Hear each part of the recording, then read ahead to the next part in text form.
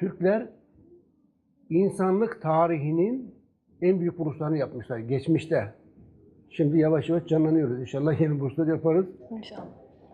Bu buluşlar yoğurt, kefir, mesela uzayda astronomide Ulu Bey, mimaride Mimar Sinan vesaire. Ama bu büyük buluşlardan biri de kitre. Geven'den elde edilen kitre unutulmuş. Kitre, bu gördüğünüz geven bitkisinin kökü açılır, kökünden bir çizik atılır, oradan akan sıvı polimer bir enzimdir. Telomeraz enzimi, telomeraz. Bu enzim oradan akar, vatandaş bunu toplar ve satar. İlaç, yani Osmanlı'da, Selçuklu'da kitre biliniyordu ve kullanılıyordu. Yani bin yıl değil, binlerce yıldır Türkler bunu biliyordu ve kullanıyordu. Yani bunlar kadim bilgilere sahipti. Çok orijinal, eski bilgilere sahipti. Türk tıbbı çok derin bir tıptır. Kitre birçok yerde, birçok ilaçta, bütün mevcut eski bitkisel ilaçlarda neredeyse %90'a varan oranda kitre kullanılmış.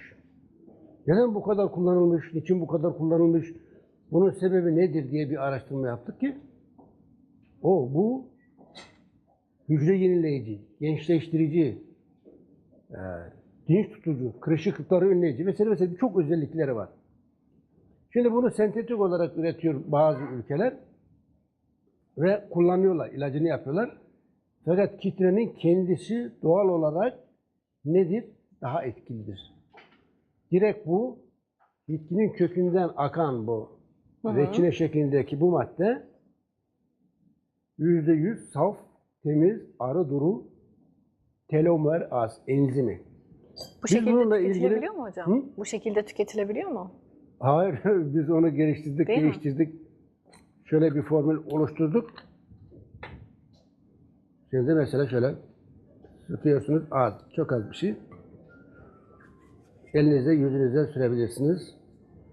Süzdüğünüzde böyle 2 dakikada cilde hemen parlatır. Hiçbir kimyasal içermez.